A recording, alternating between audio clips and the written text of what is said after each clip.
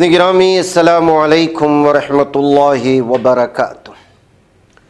सीधी बात के ताज़ा तरीन प्राइम टाइम में आप लोगों का इस्तकबाल है। नाज़रीन गिरामी, मैं अंसार अज़ीज़ नदवी इस वक्त आप लोगों के सामने कुछ अहम तरीन ख़बरों पर तबसरे करने जा रहा हूँ।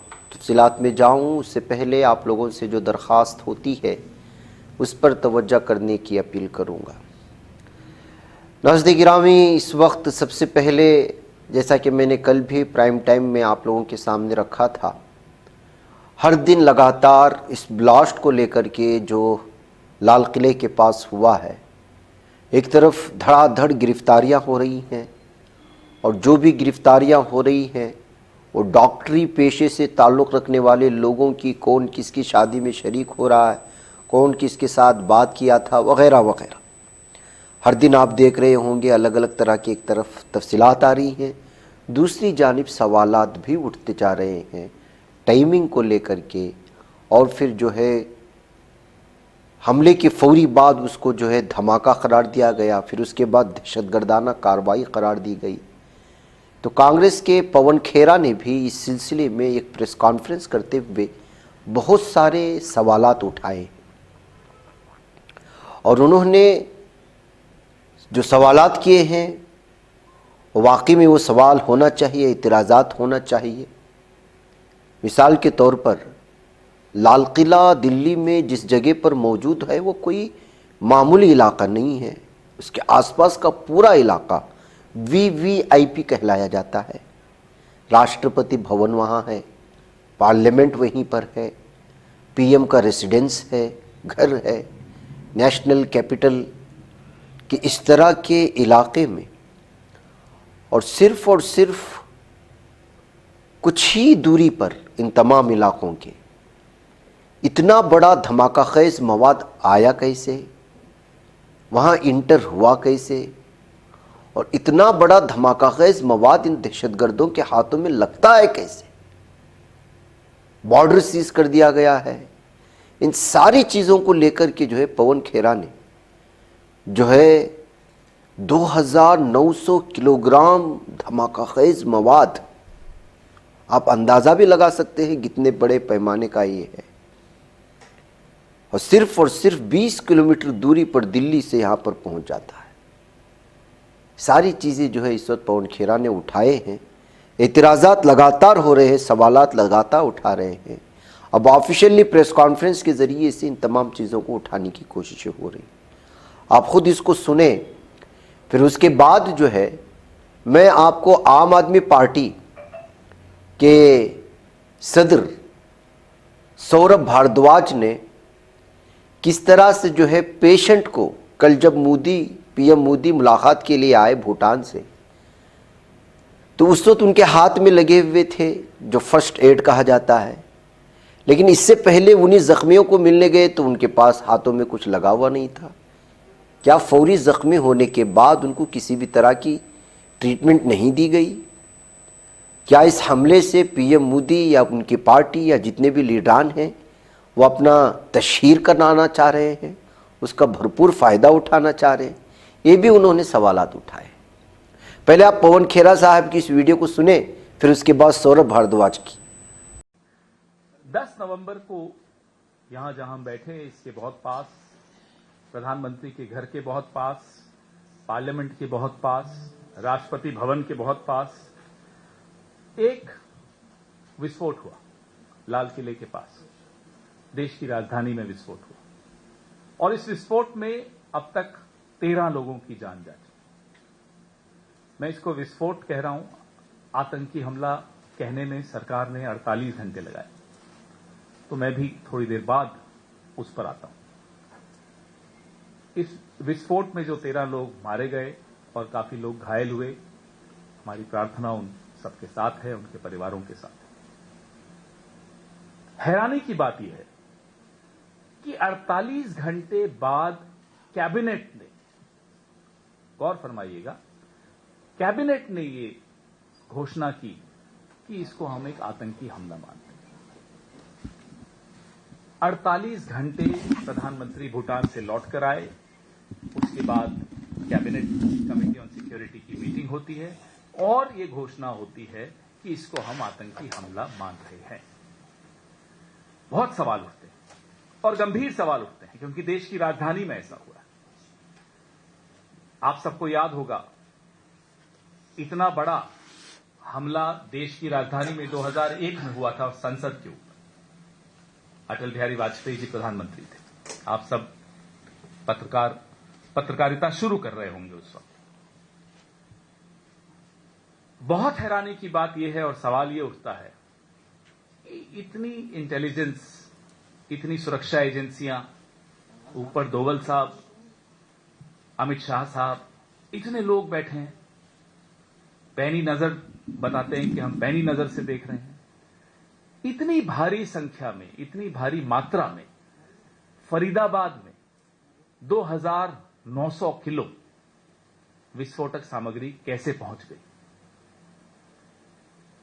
हम पुलवामा के सवाल पूछते रहते हैं कि साहब आरडीएक्स कैसे पहुंचा, नहीं मिले जवाब। सतपाल मलिक जी पूछते हुए रह गए, नहीं मिले जवाब, उनको और बेइज्जत अलग किया गया। 2900 किलो विस्फोटक सामग्री दिल्ली के 20 किलोमीटर दूर पहुंच चुकी, कैसे पहुंची? लाल किले के बाहर एक गाड़ी में विस्फोटक सामग्री है और वो एक्सप्लोजन होता है, धमाका होता है, लोगों की जान जाती है, लोग घायल होते हैं। दिल्ली राजधानी के भीतर, प्रधानमंत्री के घर के पास, ये कैसे संभव हुआ? कौन जिम्मेदारी ले रहा है, कौन जवाबदेही ले रहा है? क्या सवाल उठाना चाहते हैं सर? देखिए, पहली बात तो ये है, बॉम्ब अटैक हुआ, सेट प्रोटोकॉल है पॉली ट्रॉमेटिक इंजरीज के मामले में। अगर फ्रैक्चर है तो एक्सरे कराया जाएगा और एक्सरे होने से पहले सस्पेक्टेड फ्रैक्चर को भी स्प्लिंट बांध के उसको इमोबाइल किया जाएगा ताकि वो और खराब ना हो। उस आदमी को ना तो कोई स्प्लिंट बंधा हुआ, ना कोई आपने उसको प्लास्टर बांधा हुआ। पहले होम मिनिस्टर आए, उनसे मुलाकात कराई गई, फोटो खिंचवाई गई। फिर मुख्यमंत्री आए, उनके साथ मंत्री आए, उनकी फोटो खिंचाई जाई। फिर 2 दिन बाद जब प्रधानमंत्री आ रहे हैं तो उसके पास प्लास्टर है, फिर उसको कपड़े पहना रखे हैं, ड्रेस पहना रखी है। तो क्या मतलब है? इसका मतलब पीआर के लिए आपने एक बॉम्ब ब्लास्ट के मरीज को फर्स्ट एड नहीं दी, स्प्लिंट नहीं बांधे, आप पीआर करा रहे थे, आप फोटो खिंचा रहे थे। क्या जरूरी है? पीआर जरूरी है, इलाज जरूरी है। जिन लोगों को आप सांत्वना दे रहे हैं, आप लोग कह रहे हैं कि जिन परिवारों ने कोई खोया है उनके साथ हम हैं, मेरे पास शब्द नहीं है, वगैरह वगैरह बड़ी बड़ी बातें कर रहे हैं। और उसी अस्पताल में जहां पे देश के गृह मंत्री और मुख्यमंत्री आई हैं, वहां पे जिनके घर के लोग मरे हैं वो बाहर रो रहे हैं कि हमको लाशों को ले जाने के लिए एम्बुलेंस तक मुहैया नहीं कराई जा रही। मैंने फोटोज देखी हैं कि कई मरीज तो रिक्शा के अंदर लाए गए हैं। क्या इस देश के पास एम्बुलेंसेज भी नहीं है? ये देश जो तालिबान को एम्बुलेंस दे सकता है, उसके पास अपने यहां बॉम्ब ब्लास्ट के लिए भी एम्बुलेंस नहीं है। बहुत शर्म की बात है। आज ऐसा दिखता है कि सरकारों को पीआर का ज्यादा शौक है, फोटोबाजी का ज्यादा शौक। इसके अलावा नाज़रीन गिरामी, एक और वीडियो आपको मालूम होना चाहिए कि इस हमले में जो है बहुत सारे मुसलमान भी वो जाँ बहक हो चुके हैं। छोटे मोटे कारोबार करने वाले और सयाह चूंकि यहाँ पर आते हैं, उनके लिए गाइड करने वाले, या आसपास में जो छोटी मोटी दुकानें हैं उन दुकानों में काम करने वाले मुसलमान इस हमले में मारे गए हैं। कोई रिक्शा ड्राइवर है तो कोई दुकान में काम करने वाला। अब इसमें मोहम्मद जुम्मन नामी एक शख्स की लाश को उनके अहले खाना के हवाले किया गया, लेकिन उसका नाम जो उन्होंने दिया है वो दूसरा दिया गया है। जो इंतकाल हुआ है उसी का अगर नाम देंगे तो जो हुकूमतें ऐलान कर रही हैं मुआवजे के तौर पर, वो पैसा अगर सही रहेगा तो रिलीज़ हो सकेगा। नाम ही उल्टा दे देंगे इस तरह के जो है डेथ सर्टिफिकेट में, तो कहाँ से फ़ायदा उठा सकेंगे? कहते हुए जो मोहम्मद इदरीस है, मोहम्मद जुम्मन के जो अंकल हैं, उन्होंने जो है ये बयान जारी किया है। आप इसको खुद देख लें। मोहम्मद इदरीस है।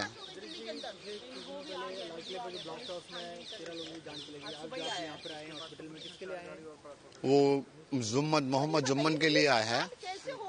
वो कुछ नाम वगैरह गड़बड़ हो गया, आघात में आ रहे हैं। कुछ लोग नाम नहीं दे रहे हैं लिस्ट में। डेड बॉडी तो हम ले गए थे परसों और मतलब उनकी दफना दिया था। अब जो है कुछ प्रॉब्लम ये आ रही है इसमें कि ये प्रॉब्लम आ रही है इसमें, मतलब कुछ अज्ञात में आ रहा है ये, मतलब इस तरह से जो डेड बॉडी के साथ ये एमएलसी दी है तो क्लियर होना चाहिए। अभी आधार दिया है मैंने, क्लियर करो। नाम नहीं आएगा तो हेल्प ही नहीं मिलेगी, सरकार से भी आगे नहीं मिल सकती है, ये ना। मोहम्मद जुम्मन नाम था। वो बैटरी रिक्शा चलाते थे, हमेशा वहीं पॉइंट पे रहते थे, लाल किले के सामने। वो टूरिस्ट वगैरह आते हैं और उन्हें साफ सुथरे लोगों को घुमाना अंदर, ये वो जो है ऐसे। परिवार में 3 लोग थे, 2 लड़कियां एक लड़का है। किराए के घर में रहते थे, गुजारा करते थे किसी तरह। हाँ कर ली, ले गए हमने। हाँ ले गए हमने, दफना दिया उन्हें। अब ये चाह रहे हैं, मतलब थोड़े पेपरों में यहाँ से कमी हुई थी, वो बोले ठीक कर देंगे। अब चाह क्या रहे हैं, जल्दी से जल्दी पैसा रिलीज हो जाए, उन्हें कुछ सुकून मिल जाए। जिनके बंदे घर वाले चले गए हैं, रोजी रोटी का जरिया चला गया है, तो जल्दी से जल्दी दिल्ली सरकार काम कर दे तो अच्छा होगा। नाज़रीन गिरामी, जैसा कि मैंने कहा था कि अल-फलाह यूनिवर्सिटी से अब इसका बराह रास्त ताल्लुक़ जोड़ा जा रहा है। मीडिया ने जो शुरुआत में हंगामा खेज़ी की, फिर उसके बाद एजेंसियाँ भी पूरी तरह अलर्ट हो गई और अब वहाँ के तलबा को परेशान किया जा रहा है मीडिया की जानिब से। वहाँ रहने वाले हॉस्टल के तलबा को जो है अलग अलग तरह के सवालात किए जा रहे हैं मीडिया से। बहरकैफ ऐसे में अल-फलाह यूनिवर्सिटी के सारी चीज़ों को खंगाला जा रहा है। इस वक्त जो लीगल एडवाइज़र रज़ी अहमद हैं, उनकी जो है एक बयान इस वक्त सामने आया है। उन्होंने कहा कि एजेंसियां उनके पास आई थी, पुलिस उनके पास आई थी और अल-फलाह बिल्डिंग और इमारतें और जो लैंड है उसके सिलसिले में ओरिजिनल पेपर्स, डॉक्यूमेंट्स पूछे जा रहे थे। तो ये सारी चीज़ें उनके हवाले कर दिया गया है वाइस चांसलर और रजिस्ट्रार के हाथों से। चूँकि वो अर्जेंट में थे, इस वजह से डॉक्यूमेंट उनके हवाले कर दिया गया है। इसके अलावा कुछ नहीं। पुलिस और एजेंसियाँ जिस तरह से भी तहकीक के लिए उनसे ताउन तलब कर रहे हैं, उसी एतबार से उनको पूरी तरह से ताउन दे रहे हैं। ये कहते हुए रज़ी अहमद ने इस वक्त ये बयान जारी किया है। आपको बता दूं नाज़रीन गिरामी कि इस वक्त लगातार जो है अल-फलाह को भी लेकर के अलग अलग तरह की वीडियोस बनाई जा रही हैं।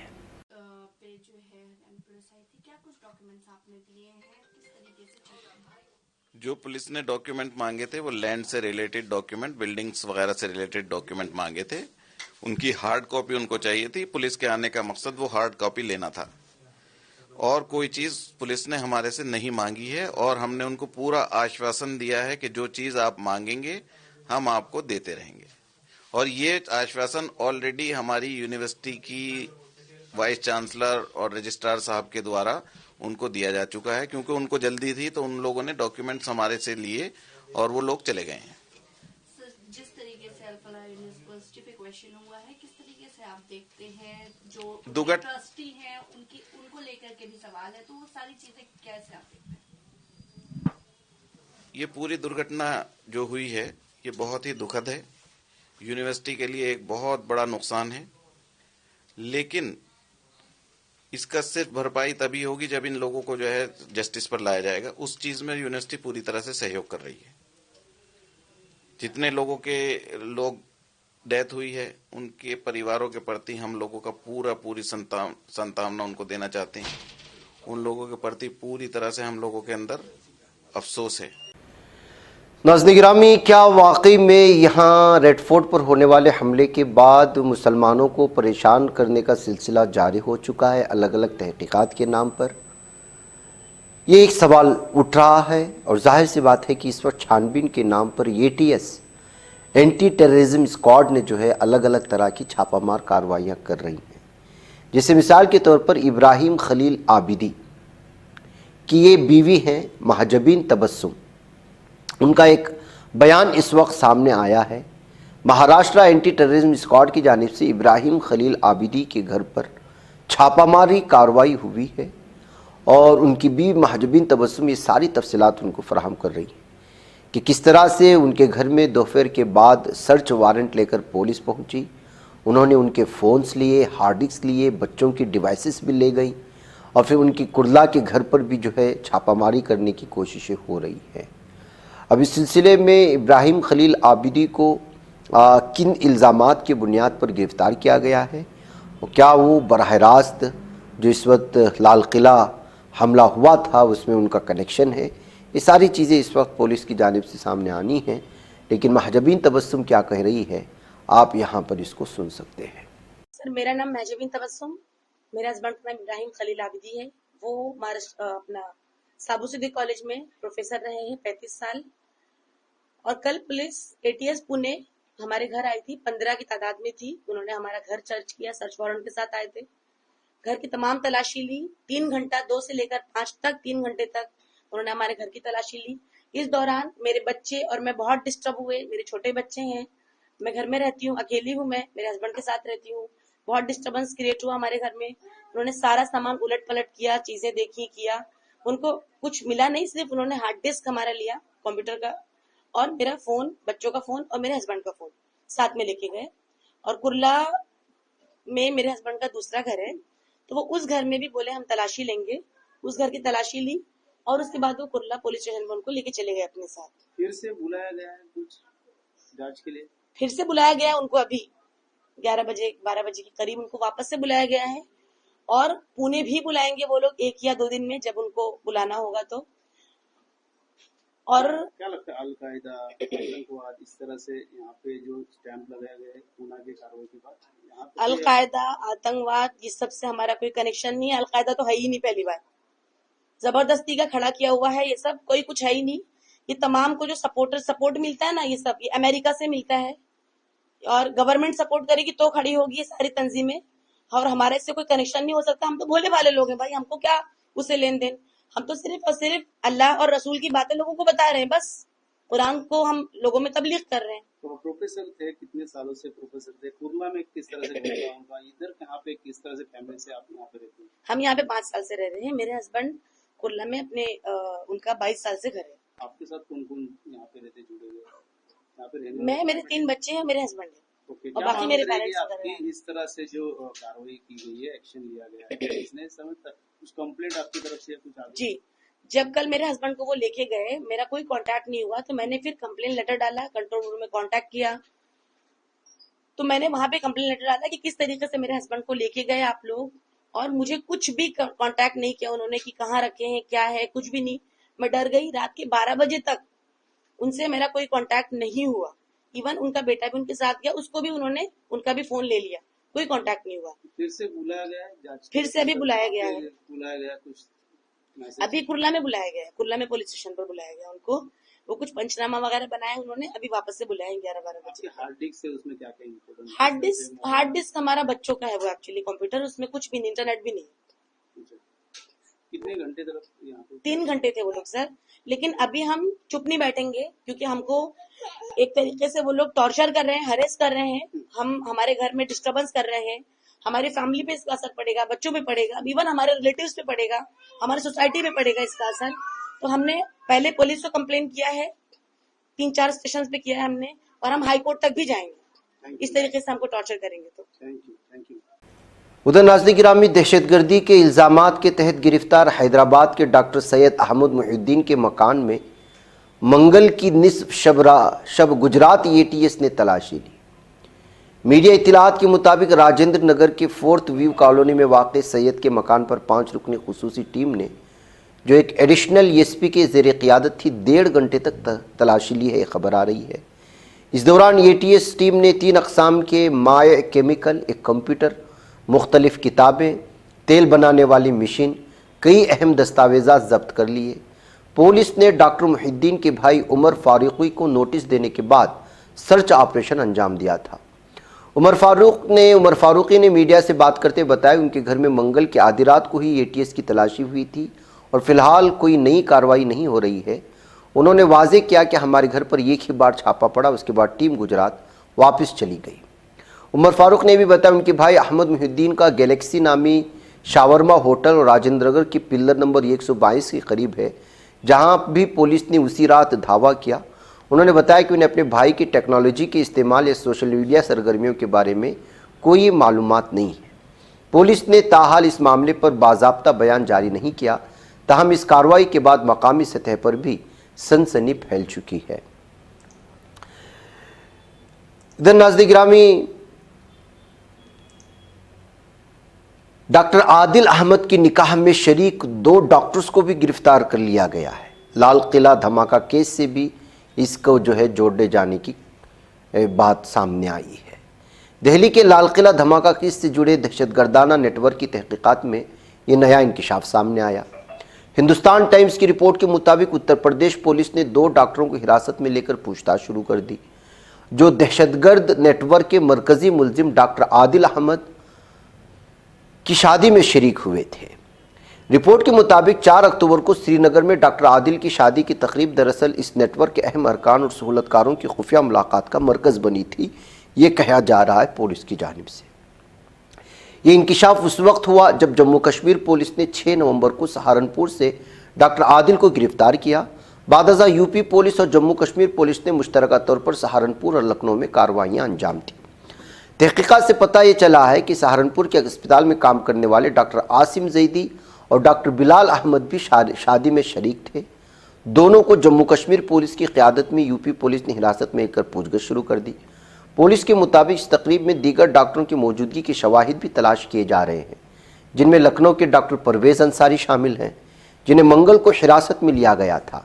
उनकी बहन डॉक्टर शाहीन शाहिद को पीर के रोज़ फरीदाबाद से ऑलरेडी गिरफ्तार कर लिया गया है, जिसकी तस्वीर हमने कल आपके सामने पेश की थी। तहकीकात में इंकिशाफ हुआ है कि शादी के अगले ही दिन इस दहशतगर्द गिरोह ने अपनी सरगर्मियाँ शुरू की, जिनमें भारतीय फौजियों को धमकी-आमेज़ पोस्टर चस्पा करना, हथियारों की फराहमी का बंदोबस्त और खुफिया ज़राए से फंड्स इकट्ठा करना वगैरह शामिल था। पुलिस का मानना है कि डॉक्टर आदिल इस नेटवर्क के मालियाती लॉजिस्टिक उमूर का जिम्मेदार था। सहारनपुर के हॉस्पिटल में 5 लाख रुपए माहाना तनख्वाह पाने के बावजूद डॉक्टर आदिल एक किराए के 2 कमरों वाले मकान में रहता था, जिससे शिबा है कि वह अपनी आमदनी दहशतगर्दाना सरगर्मियों की फंडिंग में इस्तेमाल करता था। पुलिस के मुताबिक इस नेटवर्क का सुराग पहली बार 19 अक्टूबर को मिला, जब श्रीनगर के नौगाम इलाके में जैश-ए मोहम्मद के नाम से धमकी-आमेज़ पोस्टर पाए गए। 27 अक्टूबर को मजीद 25 पोस्टर लगने के बाद सीसीटीवी फुटेज से डॉक्टर आदिल की सरगर्मियों का पता चला। फ़ोन सर्वेलेंस से यह भी मालूम हुआ कि वो पाकिस्तानी हैंडलर से राब्ते में था और उसके बाद 6 नवंबर को सहारनपुर से गिरफ्तार किया गया। उसकी निशानदेही पर 9 नवंबर को फरीदाबाद में छापामार कार्रवाई में पुलिस ने गोदाम से 350 से ज़ायद किलो एमोनियम नाइट्रेट, 2 AK-47 राइफलें, 200 कारतूस, 20 इलेक्ट्रॉनिक टाइमर और डेटोनेटर और कई धमाकाखेज आलात बरामद किए गए। पुलिस ने बताया कि डॉक्टर शाहीन शाहिद, जिन्होंने इलाहाबाद मेडिकल कॉलेज से MBBS किया और कानपुर मेडिकल कॉलेज में 7 बरस तक असिस्टेंट प्रोफेसर रहीं, 2021 से लापता थी। बाद में उनका ताल्लुक डॉक्टर मुजम्मिल शकील गिनाई से हुआ, जो इसी नेटवर्क से वाबस्ता है। शाहीन को फरीदाबाद की एक निजी मेडिकल यूनिवर्सिटी से गिरफ्तार करके श्रीनगर मुंतकिल किया गया, जहां उनसे मजीद तफ्तीश जारी है बताया जा रहा है। तो नाज़रीन गिरामी, एक से एक तार जोड़ते हुए पुलिस अलग अलग तरह की तमाम चीज़ों को जोड़ने की कोशिश कर रही है। अब उससे ज़्यादा अफसोस की बात यह आ रही है कि दिल्ली के ब्लास्ट के इस तार को तुर्किया से भी जोड़ने की कोशिशें हो रही हैं, जिसको इनकार तुर्किया ने भी किया है। अल-फलाह यूनिवर्सिटी के गिर्द तो गहरा तंग हो ही चुका है, लेकिन इससे एक एक तार जो जुड़ रहे हैं। कार बम धमाके के मुर्तकिब उमर के तुर्की से ताल्लुकात पाए गए हैं। पहले पाकिस्तान के साथ जोड़े गए और पाकिस्तान के साथ है ये बताया जा रहा है। तफ्तीशी इदारों के मुताबिक उमर तुर्किया के शहर अनकरा में अपने हैंडलर से मुसलसल राब्ते में था। उसके हैंडलर का कोड नाम उकासा था। उमर सेशंस ऐप के जरिए यूकासा से मुसलसल राब्ते में था। ज़राए का ख्याल है कि मार्च 2022 में कुछ अफराद ने हिंदुस्तान से अनकरा का सफ़र किया। शिबा है कि फरीदाबाद दहशतगर्दी के मॉड्यूल में गिरफ्तार दीगर मुल्जिमान के साथ उमर भी उसके साथ था। तुर्किया ने बुध के रोज मीडिया रिपोर्ट्स को वाज़ेह तौर पर मुस्तरद कर दिया, जिसमें इस पर हिंदुस्तान समेत कई ममालिक में बुनियाद परस्ती फैलाने या दहशतगर्दाना सरगर्मियों में मुलव्वस होने का इल्ज़ाम लगाया गया था। आज तक के मुताबिक तुर्किया के कम्युनिकेशन डायरेक्टोरेट ने इन रिपोर्टों को गुमराहकुन और झूठा प्रोपेगेंडा करार दिया है। तुर्किया के कम्युनिकेशन डायरेक्टोरेट की तरफ से जारी करदा एक सरकारी बयान में कहा गया है कि यह दावा कि तुर्किया हिंदुस्तान या किसी दूसरे मुल्क को निशाना बनाने वाली बुनियाद पर सरगर्मी में मुलव्वस है, मुकम्मल तौर पर गलत और बेबुनियाद है। बयान में मजीद कहा गया कि कुछ गैर मुल्की मीडिया तंजीमें तुर्की को भारत में दहशतगर्दी के वाक़यात से जोड़ने की कोशिश कर रही हैं, ये इल्ज़ाम लगाते हुए कि तुर्की दहशतगर्द तंजीमों को माली, लॉजिस्टिक और सिफारती मदद फराहम करता है। तुर्किया ने इसे हिंदुस्तान और तुर्की के बाहमी ताल्लुकात को नुकसान पहुँचाने की एक बदनीयती पर मबनी मुहिम करार दिया है। एनडीटीवी की रिपोर्ट के मुताबिक वहां उनकी मुलाकात जैश मोहम्मद के हैंडलर से हुई, फिर उनकी ब्रेन वॉशिंग की गई। एनआईए इस मामले में तुर्क सिफारत खाने से ताउन तलब कर सकती है। इधर तहकीकात का दूसरा सिरा अल-फलाह यूनिवर्सिटी से मुंसलिक है। फरीदाबाद दहशतगर्द मॉड्यूल केस की तहकीकात करने वाली तहकीकी एजेंसियों ने अल-फलाह यूनिवर्सिटी से मुख्तलिफ दस्तावेज़ात तलब कर ली है। उसकी सारी तफसीलात मैंने आपके सामने पेश कर दी है। तो नाज़रीन गिरामी, ये सूरत हाल है। अब जब एक मरतबा धमाका होता है तो फिर इससे लोग जिस तरह से वहशत और दहशत में होते हैं, उसके बाद एक मामूली सी धमाका भी आपको खौफ में मुब्तला कर देता है। ऐसा ही एक मामला पेश आया दिल्ली के महपालपुर इलाके में जुमेरात की सुबह एक ज़ोरदार धमाके की आवाज़ से मकामी लोग खौफजदा हो गए। ये वाक़या सुबह तकरीबन 9:18 पर रिलेशन होटल के करीब पेश आया। फायर डिपार्टमेंट को फौरी तौर पर इत्तला दी गई और चंद मिनटों में 3 फायर ब्रिगेड की टीमें मौके पर पहुंच गई। इब्तिदाई तौर पर लोगों ने उसे किसी धमाके या हमले के खदशे से जोड़ दिया, लेकिन दिल्ली पुलिस ने कुछ ही देर में वजाहत पेश करके बताया कि असल में एक डीटीसी बस के टायर फटने की आवाज़ थी, जिससे लोग जो है घबरा गए थे। जाहिर सी बात है कि अभी हाल ही में दिल्ली ने एक बड़ा धमाका सुना था। ऐसे में इस तरह के धमाके आवाज़ सुनने से जो है लोग दहशत में आ रहे हैं। पुलिस के मुताबिक इलाके की तलाशी के दौरान कोई भी मुश्तबा चीज़ बरामद नहीं हुई। डीसीपी साउथ वेस्ट ने बताया कि सुबह के वक्त एक शख्स ने पुलिस को फ़ोन करके इस धमाके की इत्तला दी थी। वो शख्स उस वक्त गुरुग्राम की सिम जा रहा था जब उसे अचानक ज़ोरदार आवाज़ सुनाई दी। इत्तला मिलने के फ़ौरन बाद पुलिस और दीगर एजेंसियां हरकत में आईं, इलाके को घेर कर जाँच शुरू कर दी, लेकिन वहाँ पर कुछ नहीं मिला, बल्कि बस का पिछला टायर अचानक फटा हुआ वहाँ पर मिला था। इसके अलावा नाज़रीन गिरामी, में आपको मालूम होना चाहिए कि हमले के बाद चेकिंग भी बहुत बड़े पैमाने पर शुरू हो जाती है और कई दिनों तक जारी रहती है, ताकि कोई भी इस तरह का मज़ीद कोई अनहोनी वाक़या होने से बचाया जा सके। ऐसे में कारों की बहुत ज़्यादा चेकिंग हो रही है दिल्ली में, तो अलग अलग तरह की कहानियाँ भी निकल कर के आ रही हैं। एक ख़ानदान जो है कार में सिमट कर बैठ करके जो है वो शादी की एक तकरीब के बाद वापस लौट रहा था। पुलिस इनकी कार को भी रोक लिया, बहुत ज़्यादा हुजूम कार में, हद से ज़्यादा। तो फिर उसके बाद चेकिंग की तो पता चला कि पीछे डिक्की में भी एक फ़र्द सो रहा है और वहाँ पर खड़े तमाम चीज़ों का जो वीडियो बना रही थी, वो वीडियो इस वक्त जो है अलग अलग पैमाने पर शेयर किया जा रहा है। दरअसल एक शादी की तकरीब में पूरा ख़ानदान शरीक होकर के कार के ज़रिए से अपने घर लौट रहा था, तो जगह तंग होने की वजह से एक शख्स पीछे डिक्की पर भी सो रहा था। बिलाखिर उसको पुलिस की जानिब से उठाया जाना पड़ा। बहरकैफ बास जहाँ पुलिस पूरे शक की निगाह से देखती रही, वहीं यहाँ खड़े होकर के तमाशा देखने वाले लोगों के लिए ये चीज़ जो है बड़ी तज़हीक आमेज़ लगी। नाज़रीन गिरामी, बिहार में इस वक्त जो चीज़ें सामने आ रही हैं, जिस तरह की मुख्तलिफ़ वीडियोस इस वक्त आ रहे हैं एग्ज़िट पोल को लेकर के, जहाँ बदल रहा है मीडिया, कुछ राग अलाप रहा है, तो वहीं पर बहुत सारे ऐसी वीडियोस आ रहे हैं जिससे महसूस किया जा सकता है वोट चोरी का पूरा निज़ाम किया जा चुका है। कोई पार्टी है जिस पार्टी को हार को लेकर के जो है यकीन हो चुका है, तो वो रातों रात इस हार को जीत में बदलना चाहती है। ये कहते हुए इस वीडियो को इस वक्त शेयर किया जा रहा है।